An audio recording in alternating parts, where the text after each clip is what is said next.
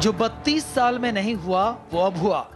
मैं पूछती हूँ, दहेज में तो एक पैसा नहीं लाई थी, तो ये अगर दुनिया में छठे नंबर पर सबसे अमीर औरत है तो कहां से पैसा आया? पहली बार एक देवरानी का जेठानी पर खुलेआम हमला। कांग्रेस की अध्यक्षा जो विदेश से आई थी और जिसको देश ने इतना प्यार दिया और गले से लगा करके इतनी छूट दी, आज दुनिया में छठे नंबर पर सबसे अमीर औरत है। आखिर क्यों देवरानी को जेठानी पर गुस्सा आया? क्या है गांधी खानदान की दो बहुओं का असली झगड़ा? 40 साल से ज्यादा हो गया हिंदुस्तान में और अभी भी वो अपनी स्पीचेस पढ़ती हैं। क्यों 32 साल पहले छोटी बहू ने सास का घर छोड़ दिया?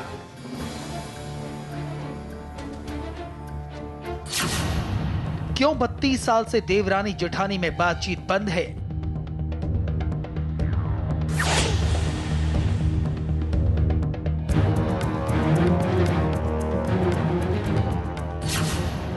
क्यों आमने सामने आकर भी ये दोनों एक दूसरे से नजरें चुराती हैं?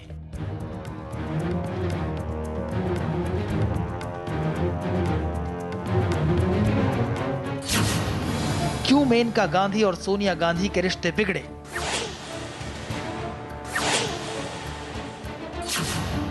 देश के पहले सियासी खानदान की जंग की नई कहानी देखिए।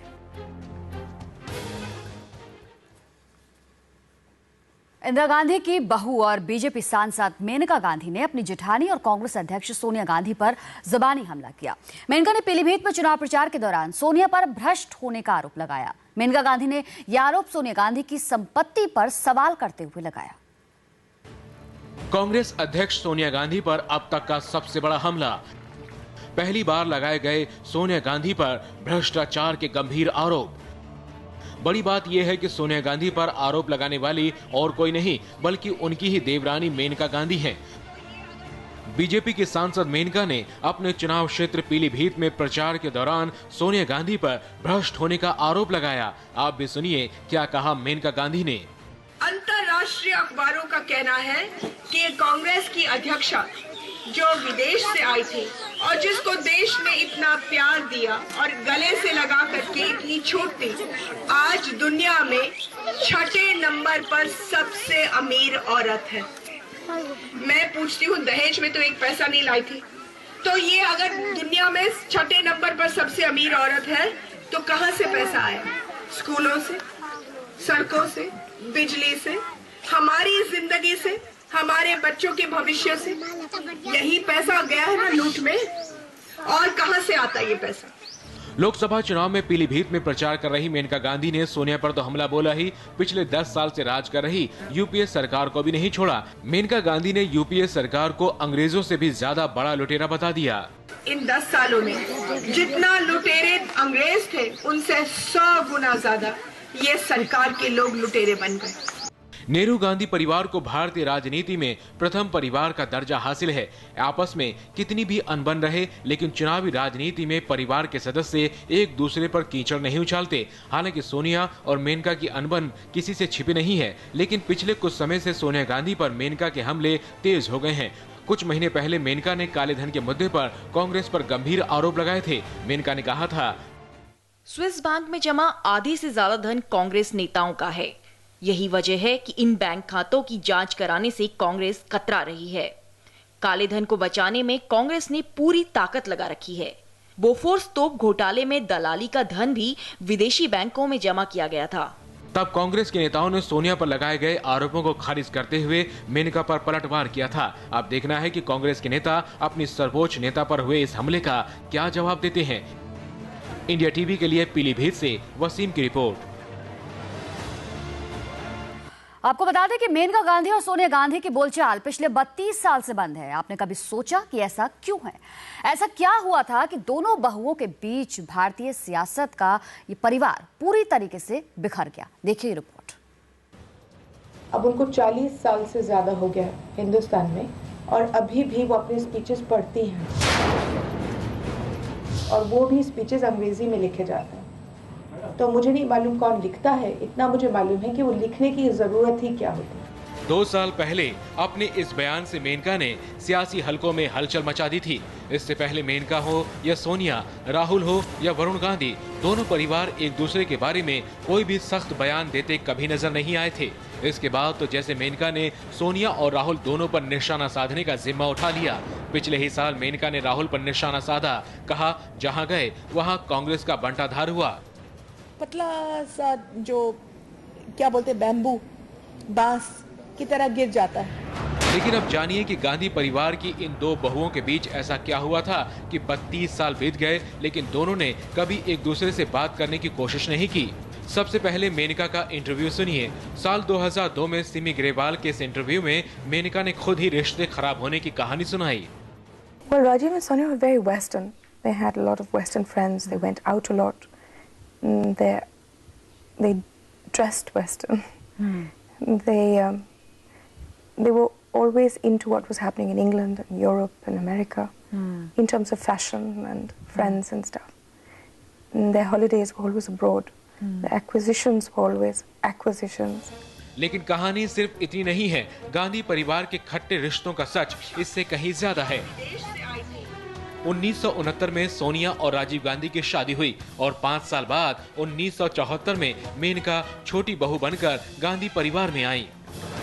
संजय गांधी को इंदिरा गांधी का उत्तराधिकारी माना जाता था, जबकि राजीव और सोनिया राजनीति से पूरी तरह दूर थे। लेकिन 1977 में सब कुछ बदल गया। जेवियर मोरो ने अपनी किताब में इंदिरा गांधी की सचिव ओशा के हवाले से लिखा है कि मेनका बेहद बुद्धिमान थी। उन्हें लगता था कि संजय गांधी इंदिरा की जगह जल्द ही प्रधानमंत्री बन जाएंगे, लेकिन किस्मत को कुछ और ही मंजूर था। 1977 में इमरजेंसी के बाद हुए चुनाव में कांग्रेस बुरी तरह हार गई और 1980 में विमान हादसे में संजय गांधी की मौत हो गई। मोरो ने लिखा है कि संजय गांधी की मौत के बाद इंदिरा गांधी मेनका के बारे में सोचकर परेशान भी होती थी। उन्होंने कई तरीकों से मेनका को राजनीतिक काम से जोड़े भी रखा, लेकिन संजय गांधी की सियासी विरासत संभालने का सपना देख रही मेनका को राजीव गांधी का राजनीति में आना पसंद नहीं आया।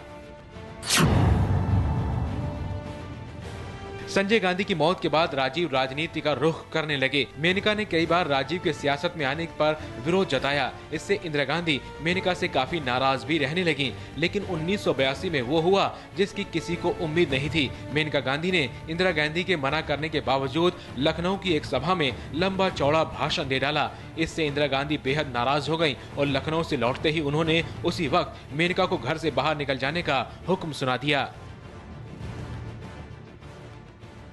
और इतने बरसों में 2 बार ऐसे मौके आए जब ऐसा लगा कि सोनिया और मेनका गांधी के संबंध ठीक हो सकते हैं।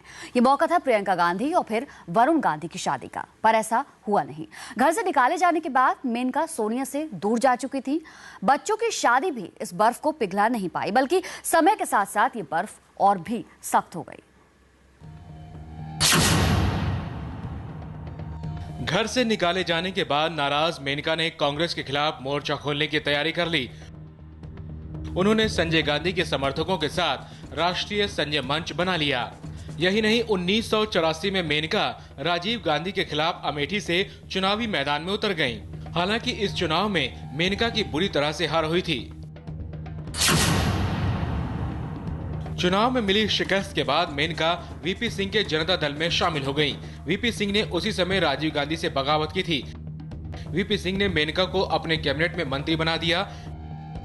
गांधी परिवार से मेनका पहले ही दूर हो चुकी थी। धीरे धीरे दोनों बहुओं की राजनीति उन्हें और दूर ले गई। मेनका और सोनिया के बीच सियासत की दूरियां वक्त के साथ और बढ़ती गई। राजीव की मौत के काफी साल बाद सोनिया सियासत में आई और कांग्रेस की कमान संभाल ली। उधर मेनका ने कांग्रेस की सबसे बड़ी दुश्मन बीजेपी का दामन थाम लिया। सियासत की ये दूरियां दूसरी पीढ़ी तक कायम रहीं। वरुण आज बीजेपी में हैं और राहुल कांग्रेस की तरफ से मोर्चा ले रहे हैं। ये और बात है कि दोनों ने कभी एक दूसरे के खिलाफ ना तो प्रचार किया और ना ही बयानबाजी की।